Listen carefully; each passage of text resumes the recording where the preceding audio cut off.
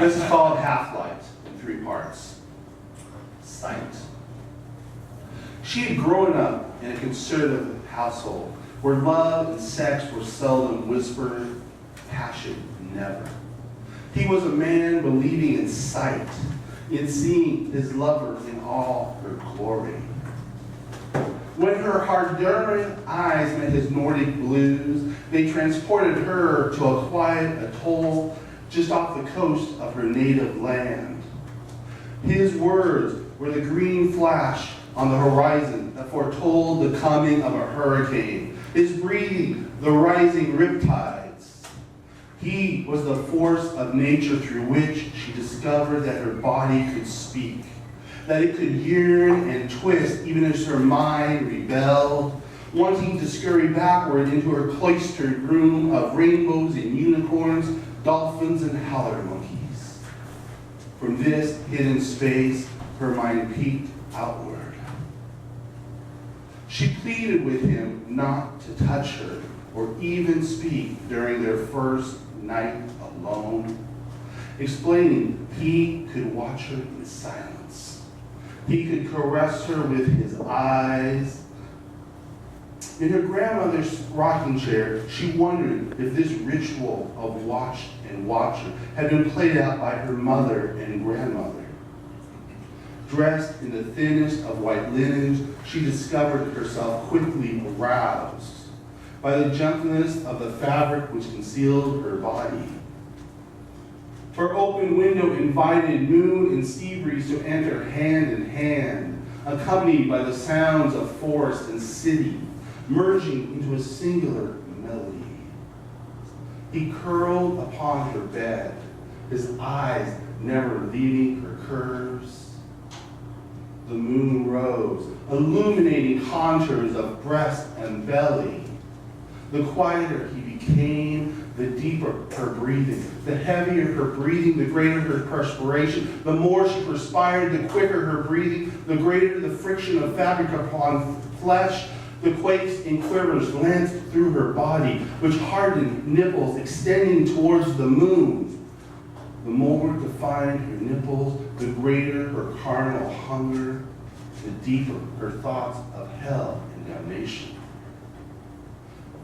She struggled to quiet her twitching muscles that brailed out to her their need for him to enter.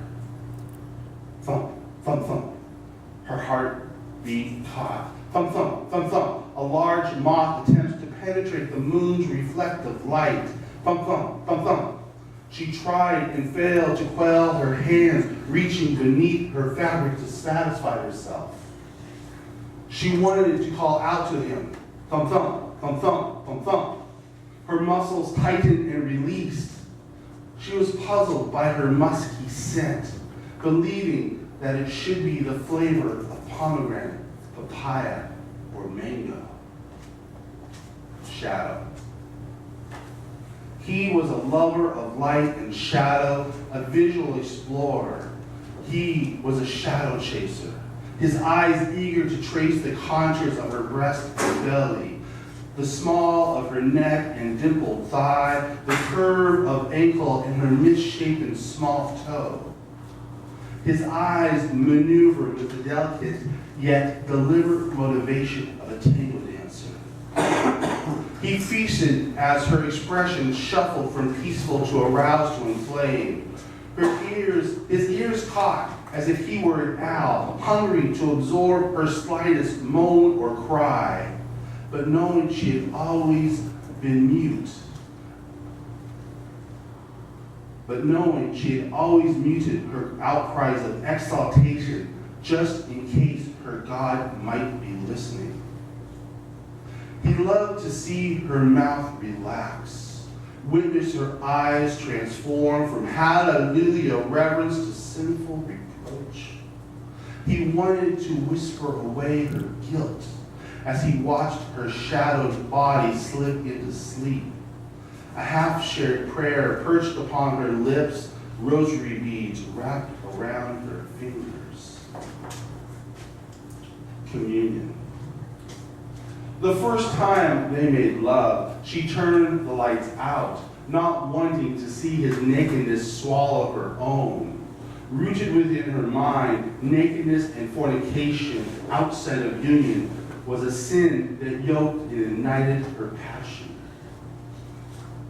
The first time she filled her mouth with him, she thought of her first communion.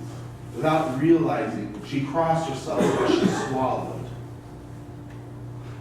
The first night she allowed him to taste her. Her mother's warning echoed through her mind. She visualized her lover transformed into chupacabra, with its long red tongue finding its way into her, causing her to scream. But her screams were not that of a pig being suckled dry, but of prayers released from her captive cocoon, given wings to ascend to the moon. Throughout that first night of real lovemaking, she lost and found her religion. New prayers formulated upon her lips vision red. In the distance, a coyote answered